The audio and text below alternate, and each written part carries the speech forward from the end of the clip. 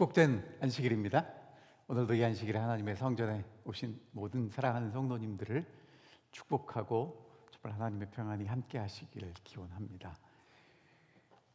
전에도 감사했지만 사실은 이 매 주일을 하나님 은혜 가운데 보내고 다시 여러분들의 얼굴을 이렇게 건강하게 뵐 수 있다는 건 얼마나 크신 축복인지 모르겠습니다. 아까도 우리 장모님께 광고를 들으셨겠지만 이 지역에 있는 한인들 사이에 이 코로나 바이러스가 조금 더 많이 확산됐다고 그래요. 여러분, 정말 하나님의 강하신 손으로 우리를 지켜주셔서 저희가 계속 함께 모여서 예배할 수 있도록 그렇게 하나님께서 우리를 보호해 주시기를 간절히 기원합니다. 오늘은 끝까지 사랑하시니라 라는 제목을 가지고 함께 하나님 말씀을 나누겠습니다. 다 함께 요한복음 13장 1절에 있는 말씀을 읽겠습니다.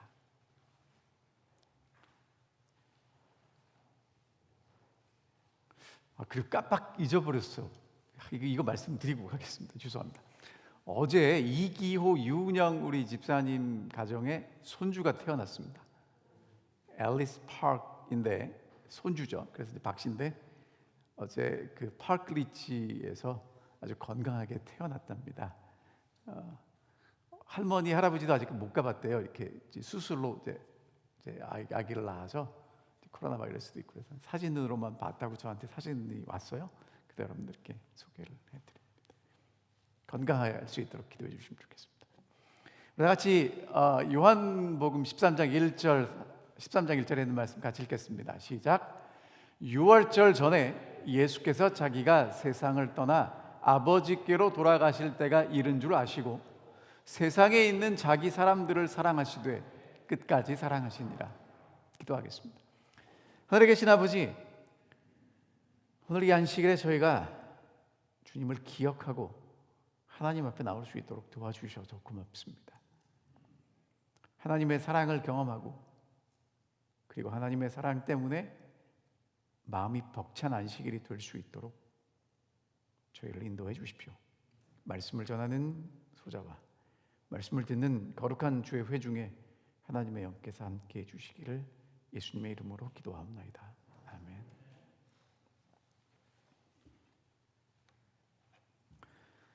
오늘 제가 이 말씀을 드리는 이유는 이제 여러분들도 다 느끼셨겠지만 예수님이 오시기 전에 다시 한번 하나님의 성령의 뜨거운 역사가 있을 것을 다 아십니다. 그리고 그 하나님의 영의 역사에 우리 모두가 함께 포함되어야 합니다. 그래서 사실은 오늘 말씀을 제가 준비하면서 제가 얼마나 여러분들에게 이 성경의 말씀을 여러분들에게 잘 전달할 수 있을지 저도 잘 모르겠습니다. 이게 제 용량으로는 좀 벅찬 내용인데 하나님의 성령께서 여러분들이 좀 잘 알아들으실 수 있도록 역사해 주시기를 제가 기도하는 마음으로 말씀을 전하겠습니다. 이게 지금 요한복음 13장부터 17장까지가 예수님이 마지막에 제자들과 함께 몇 시간 식사하시고 나누신 대화의 내용입니다. 근데 그 시작이 유월절 전에, 그러니까 예수님은 유월절 어린 양으로 돌아가셔야 되기 때문에 유월절 전날 제자들하고 식사를 하셨거든요. 전에 자기가 세상을 떠나 아버지께로 돌아가실 때가 이른 줄 아시고 세상에 있는 자기 사람들을 사랑하시되 끝까지 사랑하셨다고 말씀하십니다. 그러면 예수님이 제자들을 사랑하셨는데 끝까지 사랑하신 게 뭔가? 그리고 그 사랑은 오늘 우리에게도 있는가라는 걸 살펴보겠습니다. 세상을 떠나 아버지께로 돌아가실 때라고 얘기합니다. 여러분, 저는 이제까지 저를 어떻게 읽었냐면요, 예수님이 십자가에 달려 돌아가실 때가 되었구나라고 읽었는데 성경에는 그렇게 써 있지 않고요, 아버지께로 돌아가실 때가 됐다고 얘기를 합니다. 강조하는 게 아버지께로 돌아가실 때예요. 근데 저게 여러 번 나오거든요. 그러면 예수님이 이 땅에 왜 오셨는지를 다시 한번 간단하게 살펴볼게요. 아담과 하와가 타락 이후에 죄악이 하나님과 아담과 하와를 갈라놓았다고 얘기를 합니다. 단절입니다. 그런데 예수님이 이 땅에 오신 이후에 어떤 일이 벌어지냐면 그리스도로 말미암아 하나님과 사람이 화목하게 되었다고 얘기를 해요. 그러니까 요약하면 이렇게 됩니다. 하나님하고 사람들하고의 단절된 관계가 있었는데 이제 예수님이 오셔서 하신 일이 뭐냐면 그 관계 말고 새로운 관계인 예수 그리스도를 통해서 하나님과 인간이 다시 연결되었다는 것입니다. 여러분, 그래서 예수님은 이 땅에 오셔서 십자가에 달려 돌아가실 뿐만 아니라 다시 어디로 가셔야 되냐면 아버지께로 돌아가셔야 했습니다. 그래야 뭐가 돼요? 연결이 되잖아요. 원래 길이 막혀서 못 쓰니까 예수라는 길이 이 땅에 내려왔고, 예수님이 이 땅에서 하실 일을 다 하시고 다시 우리가 하나님께로 가는 길을 연결해 놓으셨다는 거예요. 그래서 이 말씀이 내가 길이요 진리요 생명이니 나로 말미암지 않고는 아버지께로 올 자가 없느니라. 여러분, 이게 정말 모든 걸 함축한 얘기입니다. 내가 아버지께로 가는 길이고 나를 통해서 아버지께 올 수 있다라고 얘기를 하고 있어요. 자, 예수님은 지금 이러한 어마어마한 구원과 회복의 이 과정들을 알고 계시는데 제자들은 별 생각이 없죠. 여러분, 예수님이 유월절 전에 마음이 어떠셨을까? 시대 소망에 있는 내용을 정리하면 다음과 같습니다. 예수님이 이제 어린 양이 되셔야 된다는 건, 여러분, 어린 양이 된다는 건 뭐 하는 거냐면 이제 죽으러 가는 겁니다. 가장 모욕적인 방법으로 죽음을 당할 것이고, 사람들은 그 구원하려는 예수님의 그 은혜를 망언이라고 번역해 놨어요. 잊어버릴 겁니다. 그 다음에 제자들이 예수님을 배신하고 팔아버릴 거예요. 그 다음에 여러분, 이게 예수님이 정말 십자가에서 우리를 위해서 달려 돌아가셨는데 그 은혜를 알고 구원받을 사람이 얼마 없다는 거죠. 그리고 압도당할 만한 엄청난 수치와 고통이라고 화이선지는 써놨습니다. 여러분, 그게 앞에 있습니다. 여러분, 모르고 당해도 힘든데 아는 길을 가야 되는데 그 길이 힘들다면, 어제 저희 집사람이 그러더라고요. 애 낳는 거 뭐 무슨 호흡법 있잖아요. 라마즈 호흡인가 뭐 이렇게 다 알고 아는데 애를 낳을 때마다 힘들다면서요. 우리 여집사님들 어떠셨어요? 정말 힘들다고 그러시더라고요.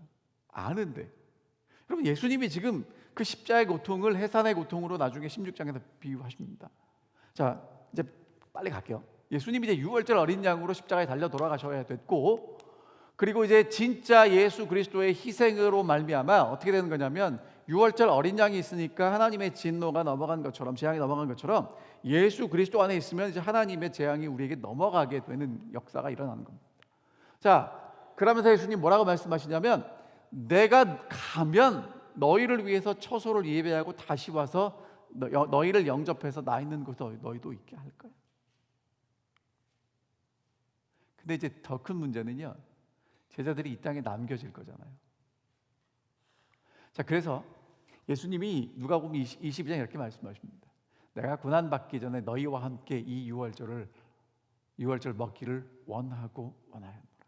여러분, 똑같은 단어를 반복했는데 반복되는 단어가 뭐냐면, 내가 지금 정말 중요한 일이 있지만 더 중요한 건 너희들하고 같이 밥 먹는 거야.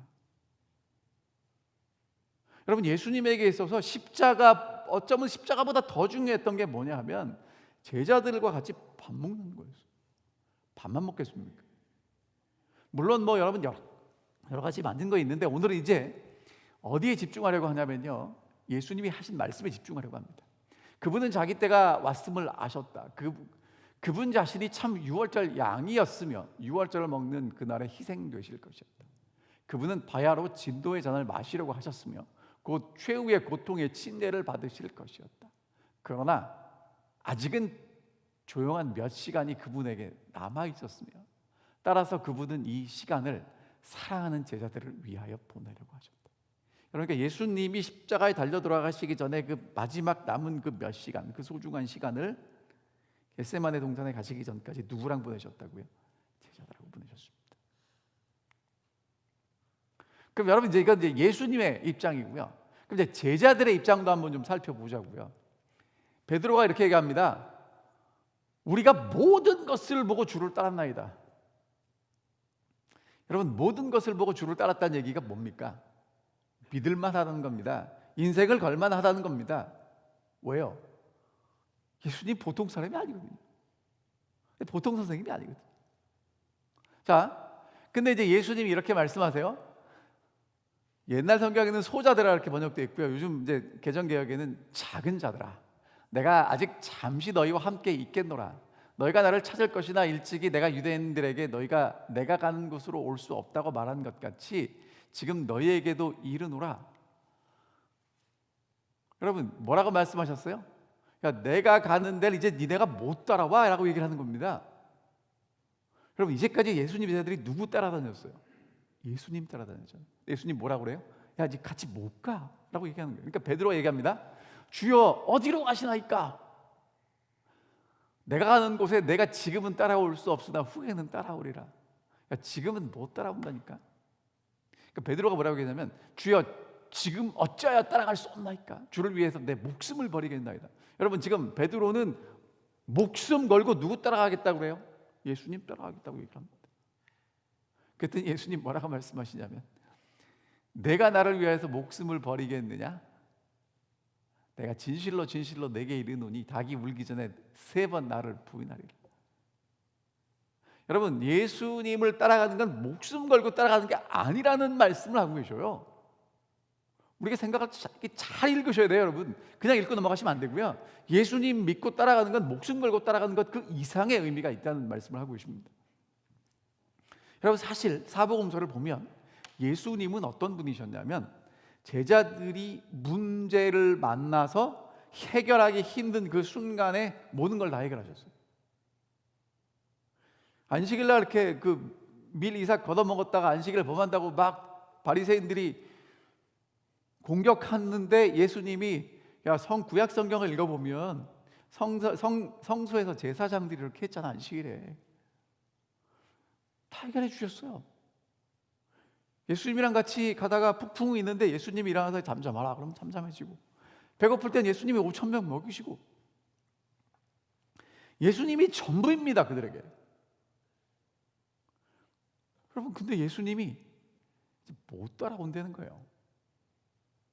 여러분, 그 제자들의 마음이 좀 오늘 여러분과 저의 마음이 됐으면 좋겠습니다. 어디로 가시나이까? 내가 가는 곳에 내가 지금은 따라올 수 없으나 후에는 따라오리라. 그럼 이제 후에 따라올 수 있는 게 뭘까? 여러분, 제자들이 이렇게 생각했을 수 있어요. 야, 그럼 죽어도 못 따라간다 그러면 선생님이 뭐 하는 겁니까? 죽나? 여러분, 그래서 어떤 일이 벌어졌냐면 마태복음 16장에서 예수님이 제자들에게 하나님의 아들이라는 고백을 받고 난 다음에, 내가 이제 예루살렘에 올라가서 십자가에 달려 죽을 거야 라고 말씀하세요. 그리고 3일 만에 부활할 거라고 분명히 말씀을 하셨어요. 그랬더니 베드로가 그 얘기를 듣고, 절대로 그런 일이 있으면 안 됩니다 라고 얘기를 해요. 여러분, 선생님이 죽으면 되겠습니까? 그랬더니 예수님이 뭐라고 말씀하시냐면, 사탄아 뒤로 물러가라 이렇게 말씀하시면서, 너는 지금 하나님의 일이 아니라 사람의 일을 생각한다고 말씀하세요. 여러분, 그러니까 예수님이 죽으러 가는 걸 말릴 수 있어요, 없어요? 제자들이 없다는 걸 아는 겁니다. 그런데 예수님이 이렇게 말씀하세요. 누구든지 나를 따라오려거든 자기를 부인하고 자기 십자가를 지고 나를 따라와라, 그렇게 말씀하셨어요. 근데 말입니다, 문제는 예수님은 3일 만에 부활하실 거라고 그랬는데 예수님의 제자들은 부활을 믿지 않습니다. 감히 거기까지는 엄두가 안 났나 봐요. 여러분, 예수님이 3일 만에 부활하실 거라고 십자가 사건을 설명하실 때마다 말씀하셨는데, 예수님의 제자들이 예수님이 부활할 거라고 믿었습니까? 안 믿었습니까? 안 믿었습니다. 심지어는요, 여인들이 가서 예수님의 무덤이 비었다는 이야기를 하고 베드로와 요한이 가서 직접 눈으로 봤는데도 안 믿습니다. 엠마오로 가는 두 제자는요, 예수님이 부활하셨다는 얘기를 듣고 가면서 예수님 만났는데도 안 믿습니다. 그러니까 여러분, 이게 예수님의 제자들에게는요, 지금 이게 대단히 심각한 순간입니다. 그리고 선생님이 떠나고 난 뒤에 어떻게 될 거라고 이제 요한복음 16장에 써 있냐면 이렇게 써 있습니다. 사람들이 너희를 출교할 뿐 아니라 때가 이르면 무릇 너희를 죽이는 자가 생각하기를 이것이 하나님을 섬기는 일이라. 여러분, 예수의 제자가 되는데 어디서 출교한답니까? 이제까지 내가 자라왔던 그 종교 배경, 그 종교가 나를 출교하고, 나를 출교할 뿐만 아니라 죽이면서 뭐라고 생각하냐면, 이거는 우리가 하나님을 잘 믿기 때문에 하는 일이라고 그렇게 생각할 거라는 거예요. 실제로 여러분이 아시는 대로 사도 바울이 예수를 만나기 전에는 예수의 도를 따르는 자들을 핍박했고요, 사도 스데반을 돌로 쳐 죽였고요, 다메섹까지 쫓아가는 그런 열정을 보였습니다. 근데 그걸 누구를 위해서 했어요? 하나님을 믿고 하나님을 사랑하기 때문에 했다는 거예요. 예수님의 제자들이 앞으로 그렇게 될 거라고 말씀하십니다. 3년 반이나 예수님 따라다니고 모든 것 버리고 배웠는데, 그리고 여러분, 예수님을 왜 따라다녔겠습니까? 예수님의 제자들이 그냥 예수님 따라다니면 뭐 할 일 없고 그러니까 따라다녔겠어요? 예수님 메시아니까 왕 될 걸 기대하고 따라다녔는데, 이제 예수님이 나귀 타고 예루살렘에 오셨으니까 왕이 되셔야 되는데 죽는다니 말이 됩니까? 예수님 기적을 행하셔서 이제까지 기적으로 다 이렇게 피해 다니시고 했는데 예수님 죽으면 어떻게 해요? 그리고 예수님 따라다니는 우리는 어떻게 된답니까? 출교당하고 핍박당하고 죽임을 당한답니다. 여러분, 제자들은 총체적 난국이었어요. 자, 그래서 예수님이 그런 상황에서 제자들에게 하신 말씀이 내가 떠나가는 것이 유익하다라는 말씀입니다. 자, 그럼 이제 읽어볼게요. 내가 이것을 너희에게 이름은 너희로 실족하지 않게 하려 함이라. 사람들이 너희를 출교할 뿐 아니라 때가 이르면 무릇 너희를 죽이는 자가 생각하기를 이것이 하나님을 섬기는 일이라 하리라. 그들이 그런 일을 할 것은 아버지와 나를 알지 못함이라. 오직 너희에게 이 말을 한 것은 너희로 그때를 당하면 내가 너희에게 말한 이것을 기억나게 하려 하며 처음부터 이 말을 하지 아니한 것은 내가 너희와 함께 있었습니다. 예수님이 이 말씀을 하시는 이유는 뭐냐면, 야, 전에는 내가 같이 있었으니까 이 말을 할 필요가 없었는데 이제는 내가 가. 그러니까 이제 이거를 잘 기억해야 돼라고 말씀하십니다. 화이선자는 이렇게 설명합니다. 이전에도 성령께서는 세상에 계셨으며 구속 사업이 시작된 바로 그때로부터 그분은 사람들의 마음을 감동시켜 오셨다. 그러나 그리스도께서 이 세상에 계실 동안에는 제자들은 다른 조력자를 바라지 않았다. 그리스도께서 함께 계시지 않게 되자 비로소 제자들은 성령의 필요를 느끼게 되었고, 그때 성령께서는 오실 것이었다. 그러니까 그 전에는 필요가 없었어요. 그런데 이제 예수님이 떠나가시니까 절대적으로 필요했단 말입니다. 지금 내가 나를 보내신 에게로 가는데 너희 중에서 나더러 어디로 가는지 묻는 자가 없고, 도리어 내가 이 말을 함으로 너희 마음에 근심이 가득하였도다. 그러니까 여러분, 예수님이 제자들의 마음을 다 읽고 계시는 거예요. 야, 내가 이제 아버지께로 간다고 그러는데 그럼 뭐 왜 가는지, 우리는 어떻게 하는지 뭐 이렇게 묻지도 못하지. 니네 마음속에 근심이 가득한 거 안다. 그렇게 말씀하시는 겁니다. 근데 여러분, 이게 끝이 아니라는 거예요. 자, 이 말씀이 이제 왜 필요한지 화이선지는 다음과 같이 설명하십니다. 예수께서는 그 제자들 앞에 진리의 광범위한 영역을 펼쳐 보이셨다. 그러나 서기관들과 바리새인들의 유전이나 금원과 그 성질이 다른 예수님의 교훈을 지킨다는 것은 제자들에게 있어서 가장 어려운 일이었다. 그들은 랍비들의 가르침을 하나님의 음성과 같이 받아들이도록 교육을 받아왔으며 이것은 아직도 그들의 마음을 지배하는 능력을 휘두르고 있었고 그들의 의견을 형성시켰다. 세속적 생각과 현세의 사물이 아직도 그들의 생각에서 큰 위치를 차지하고 있었다. 여러분, 이게 무슨 얘기를 하는 거냐면요, 제자들은 유대교라는 그 아브라함에게서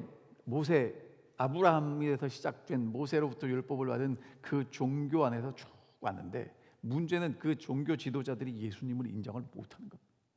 그러니까 예수님은 이제 새로운 예수 그리스도를 따라가는, 하나님을 정말 믿는 사람들이 필요한데, 예수님의 제자들은 그 종교 안에서 태어나서 자랐고 랍비들의 음성을 하나님의 음성처럼 듣도록 교육을 받아왔기 때문에 거기서 벗어나서 새로운 예수 그리스도가 세우시는 생명의 예수 그리스도를 따라가는 일에 들어가는 게 정말 쉽지 않았다는 거예요.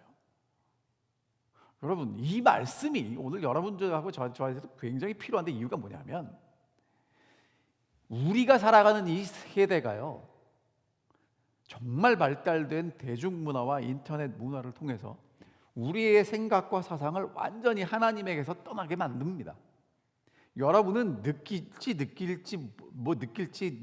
않을지 모르지만 지금 모든 것들이 하나님으로부터 우리를 떠나도록 다 지금 우리를 이렇게 세뇌시키고 있어요. 예수님의 제자들만큼이나 우리도 쉽지 않습니다. 그래서 예수님이 뭐라고 말씀하시냐면, 내가 떠나가는 것이 유익한데 그러면 누가 오냐면 보혜사가 너희에게 올 거라는 거예요. 여러분, 이 보혜사가 뭐냐 하면, 이제 다른 예수님은 다른 보혜사라고 표현을 했는데 헬라어로 파라클레이토스입니다. 파라클레토스, 컴포터 이렇게 번역이 됐고, 한국말로는 보혜사 그런 뜻인데, 파라라는 뜻은 옆이란 뜻이고 클레토스라는 것은 위로한다는 겁니다. 그러니까 옆에서 위로하는 그런 존재라는 거예요. 보혜사라고 번역된 것은 한자에 지키다라는 보자, 은혜를 베풀다의 해자, 그리고 스승사자, 그래서 지키고 은혜를 베푸는 선생님이다라는 뜻입니다. 근데 다른 보혜사라는 뜻은 뭐냐면 종류가 다른 게 아니라 같은데 다른 거예요. 쉽게 말하면 예수님이 사과했다면 성령 하나님도 사과라는 거예요. 다른 사과. 배나 오렌지가 온다는 게 아닙니다. 그러니까 예수님이 하신 역할을 다른 모양으로 하시는 분이라는 얘기예요. 예수께서 그들에게 그렇게 자주 하셨지만 그들은 그리스도 나라의 영적 성질을 깨닫지 못하였다. 문제는요, 예수님의 제자들이나 우리나 깨닫는 게 쉽지 않다는 겁니다. 그들의 마음은 혼란하게 되었다. 그들은 그리스도께서 제시하신 성경 말씀의 가치를 이해할 수 없었다. 그분의 교훈의 대부분이 그들에게 거의 잃어버려진 것처럼 보였다. 예수께서는 그들이 당신의 말씀의 참된 의미를 파악하지 못했다는 사실을 아셨다. 그분은 성령께서 그들의 마음에 이 말씀을 생각나게 해 주시리라는 것을 인정 깊게 약속하셨다. 여러분, 잘 모르셔도 됩니다. 누가 오시면, 성령이 오시면 깨닫게 해 주실 거예요. 자, 그래서 예수님 뭐라고 말씀하시냐면 그 성령을 진리의 성령이라고 말씀하시는데, 그가 와서 죄에 대하여, 의에 대하여, 심판에 대하여 세상을 책망하실 것이다. 여러분, 저는요, 이 말씀을 준비하기 전까지 이게 도대체 무슨 얘기인가? 저마다 많은 신학자들이 여기에 대해서 해석을 내놓거든요. 근데 여러분, 이거 되게 쉬워요. 어렵지 않아요. 자, 죄에 대하여, 의에 대하여, 심판에 대해서 세상을 책망하신다는 얘기가 무슨 얘기를 하는 거냐면요, 이겁니다. 예수님이 이 땅에 오셨다 아버지한테 가실 거잖아요. 그리고 예수님은 나로 말미암지 않고는 아버지께로 올 자가 없대잖아요. 그럼 오늘 여러분과 제가 궁극적으로 가야 될 것은 어디냐면 아버지랑 같이 살다 왔으니까 아버지께로 가면 됩니다. 아멘입니까?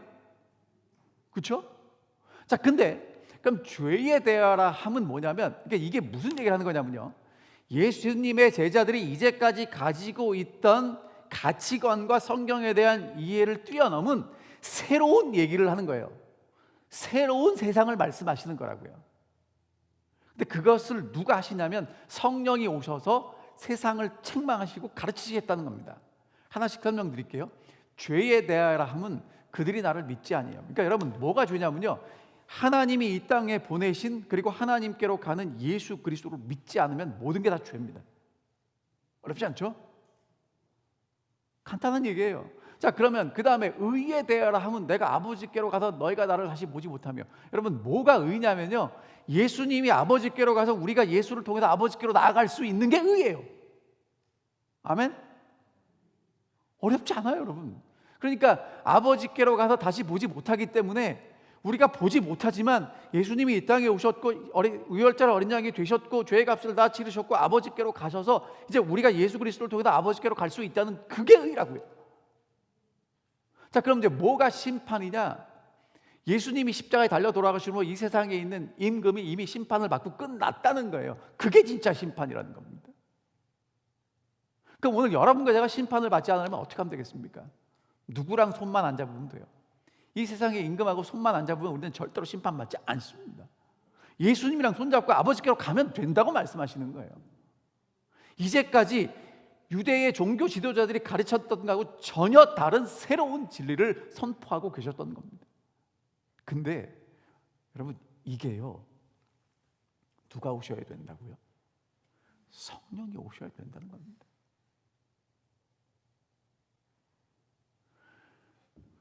예수님의 제자들에게 성령이 절대적으로 필요했어요. 그리고 오늘 여러분과 제게도 성령이 절대적으로 필요합니다. 왜냐하면 성령이 오셔야만 지금 우리가 어떠한 존재이고 어떤 일을 해야 될지를 깨닫게 되니까 그래요. 여러분, 성령을 구하시는데 왜 구하십니까? 할 거 많은데. 여러분, 성령을 구하시는데 그냥 구하시면 안 돼요.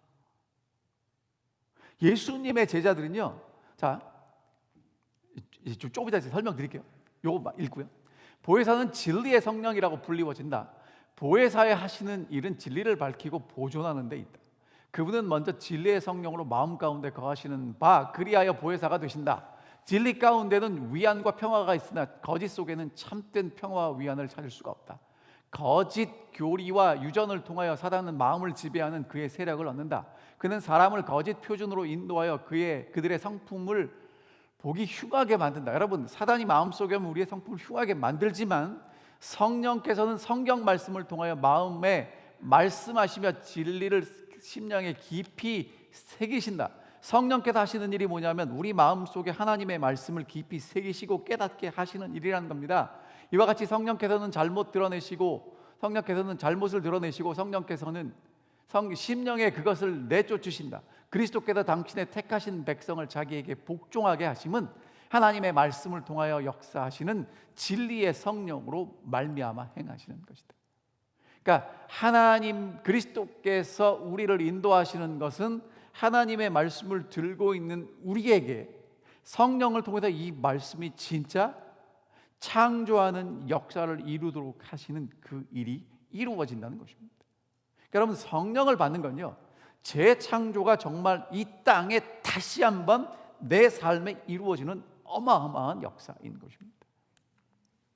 그래서 예수님 뭐라고 말씀하시냐면, 야, 내가 가는데 그냥 가는 게 아니라 고아처럼 너희를 버려두는 게 아니고 다시 올 거야 라고 말씀하십니다. 여러분, 정말 아름다운 말씀이에요.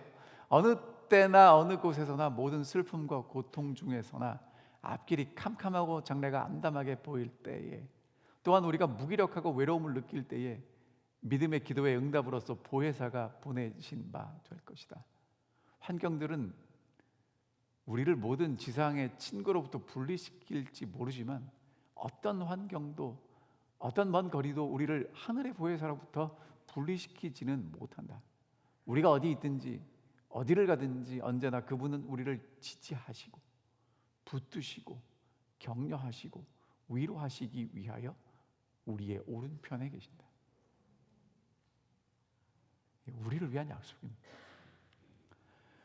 자, 그러면서 예수님이 제자들에게 이제 이렇게 당부하셨어요. 아버지께로부터 너희에게 보낼 보혜사 곧 아버지께로부터 나오는 진리의 영이 오실 때 그가 나를 증언할 것이고 너희도 처음부터 나와 함께 있었기 때문에 나를 증언하라 라고 얘기합니다.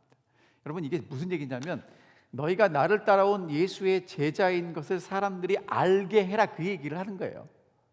내가 간다고 예수 제자 이제 그만하지 말고 내가 가도 계속해서 예수의 제자로 살아가라 라고 말씀하시는 거예요. 자, 제자들은 그리스도의 생애와 사업을 증거해야만 하였다.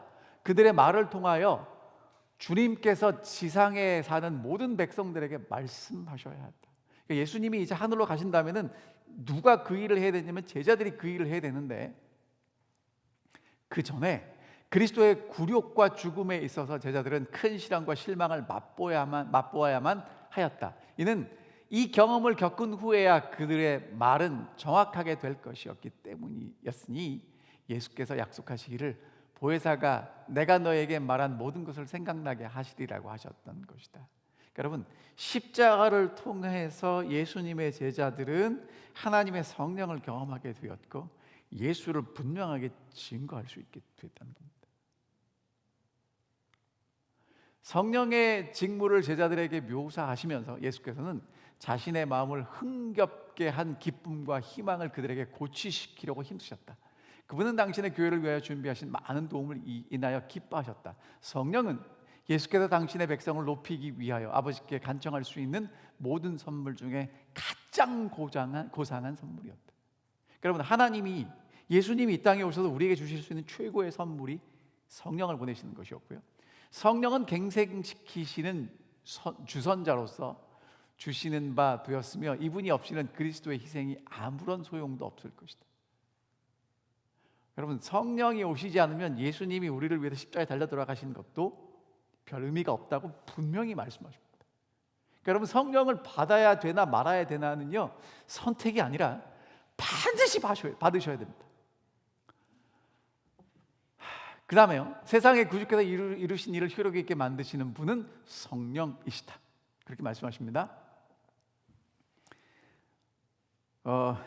그러면서 예수님이 뭐라고 말씀하시냐면 이 성령을 구하라고 말씀하십니다. 여러분, 제가요, 사실은 뭐 때문에 지난주에 이 말씀을 준비하게 됐냐면, 늦은 비 성령을 받아야 된다고 우리가 그렇게 열심히 얘기를 하는데, 여러분, 요한복음 13장부터 제가 쭉 다시 읽어보니까요, 제자들이 성령 달라고 기도하지 않았어요.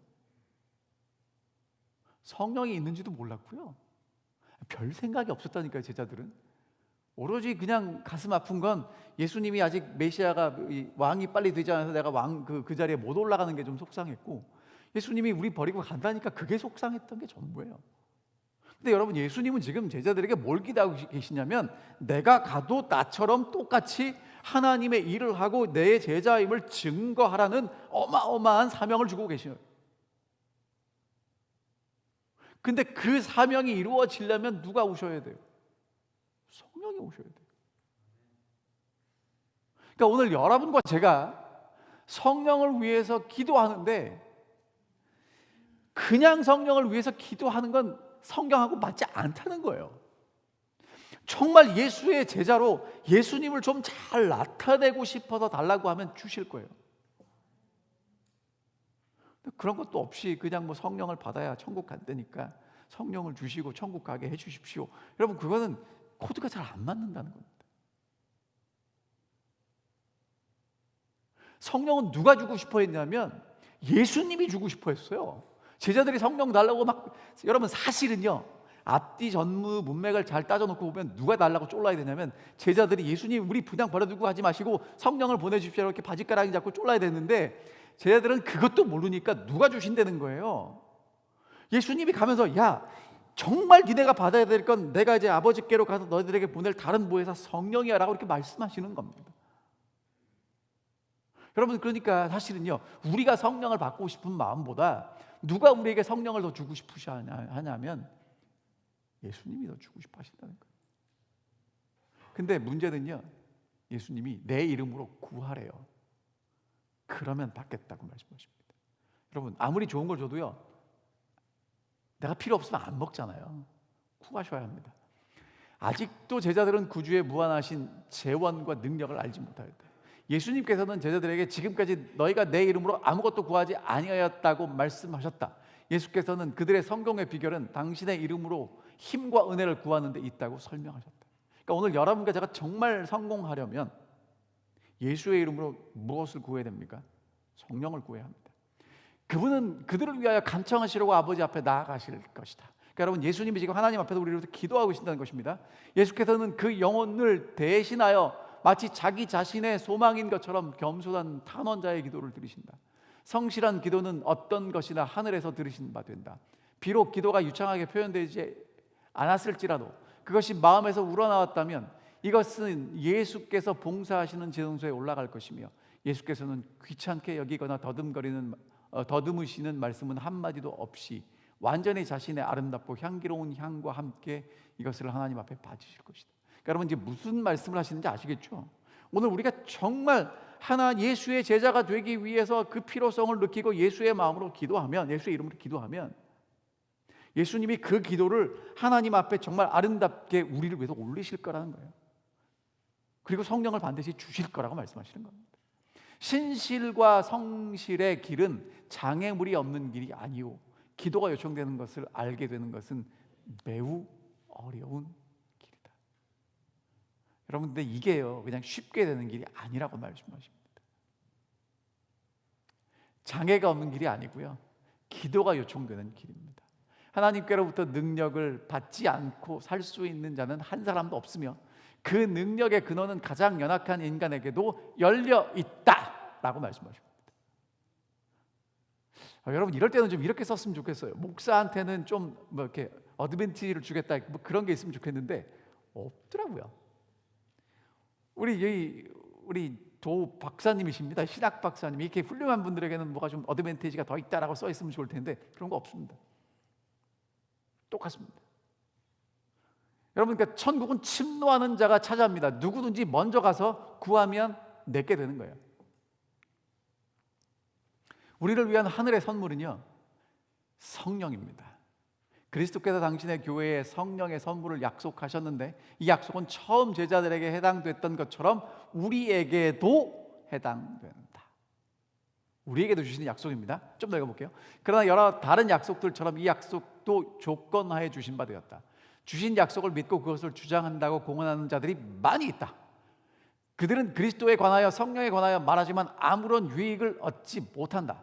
그들은 거룩한 능력의 지도와 제재를 받도록 영혼을 복종시키고자 하지 않는다. 우리는 성령을 사용할 수 없다. 여러분, 성령을 그렇게 구하는데 왜 안 오는가? 성령을 우리가 부리려고 그래서 그래요.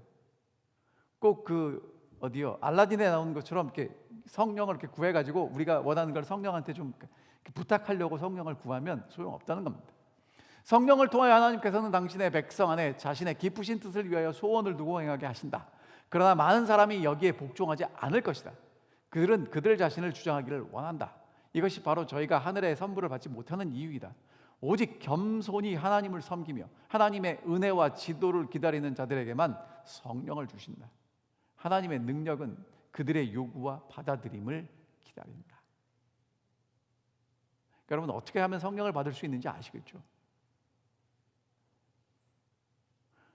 하나님께 쓰임 받기 위하여, 예수의 제자가 되기 위하여, 하나님을 좀 더 잘 나타내기 위해서 나 자신을 온전히 하나님께 굴복시키는 그런 사람에게 성령을 하나씩 주실 것입니다.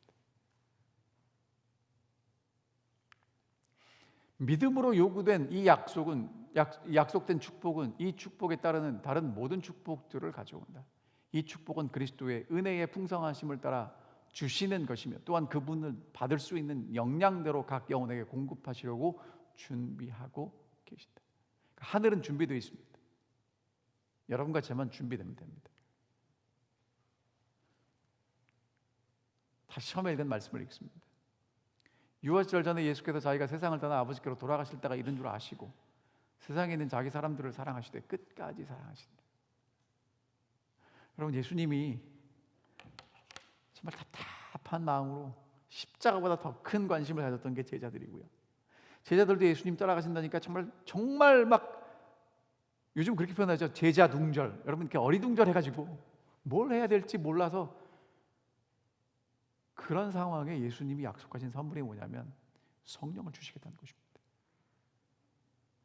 여러분, 그리고 여러분이 아시는 대로 오순절에 하나님의 성령이 제자들에게 내리셨을 때 제자들은 정말 힘있게 예수 그리스도를 증거하는 증인들로 섰습니다. 그 역사가 이제 마지막에도 이루어질 것입니다. 그리스도께서는 자신을 희생제물로 바치기 전에 당신을 따르는 자들에게 가장 필요하고 완전한 선물, 즉 그들이 도달할 수 있는 은혜의 무한한 근원이 될 선물을 주시려고 노력하셨다. 여러분, 예수님께서는 이제 그 선물을 여러분과 제게 주시려고 다시 우리에게 기도하게 하십니다. 제가 이제 오늘 말씀을 마치면서요, 여러분, 이게 저한테는 지난주가 참 복잡하고 힘든 주였습니다. 제가 처음에도 말씀을 드렸지만 아직도 잘 모르겠어요. 여러분, 이 내용이 너무 방대하고 하신 말씀들이 있는데 분명한 사실은 예수님도 안타까웠고 제자들도 황당했지만 예수님은 그들에게 성령을 주기를 원하셨다는 것입니다. 왜? 가장 좋은 거니까. 성령을 주셔야만 증인이 되니까. 예수의 제자로 계속 따라갈 수 있으니까. 그리고 아버지께로 갈 수 있으니까. 여러분, 이제 오늘 여러분과 제게도 성령이 필요합니다.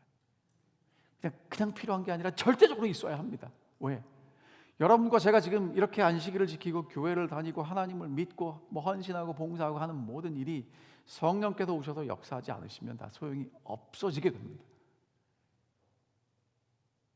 여러분 기도해 주시기를 부탁드립니다. 정말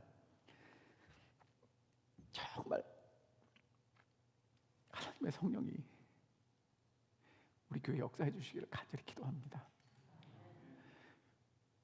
여러분 이게 가능한 이유가 뭐냐면 예수님의 제자들이 예수님한테 이 말씀 듣기 전에 누가 크냐고 싸우고 들어갔어요. 사실은 주먹다짐만 하지 싸우고 들어갔어요.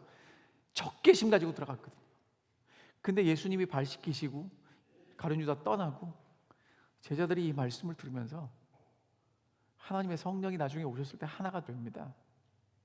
그러니까 여러분 이제 여러분과 제가 해야 될 일은 무슨 일을 하는 것보다 성령이 오셔서 우리의 마음을 채우시도록, 그 성령이 우리를 하나 되게 하시도록, 성령이 우리를 증인되게 하시도록 하는 일이 우리가 할 일입니다.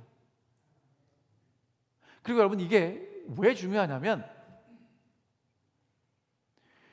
예수님이 제자들에게 성령을 왜 받아야 되는지 설명하신 그 이유라 그래요. 이건 화이 선지자가 한 것도 아니고요, 뭐 어떤 다른 사도들이 한 게 아니고요, 예수님이 제자들에게 직접 마지막으로 유언처럼 하신 말씀이 성령을 받아야 된다는 말씀입니다. 여러분 제가 설명이 부족했을 테니까 집에 가서 다시 성경을 읽으시고요, 그리고 다시 시대의 소망을 펴셔서 읽으십시오. 하나님의 성령께서 분명히 여러분들의 마음을 깨우치실 것입니다. 그리고 우리가 왜 성령을 받아야 하고 성령을 받아서 어떻게 살아가야 되는지 분명히 보여주실 것입니다. 여러분 제일 중요한 건요, 어떻게 성령을 받느냐, 성령을 받는 게 무엇이냐 보다 중요한 게 뭐냐면 왜 성령을 받아야 하느냐입니다. 예수님의 이 간곡한 마음이 여러분과 제 마음에도 오늘 전염됐으면 정말 좋겠습니다. 기도하겠습니다. 하늘에 계신 아버지,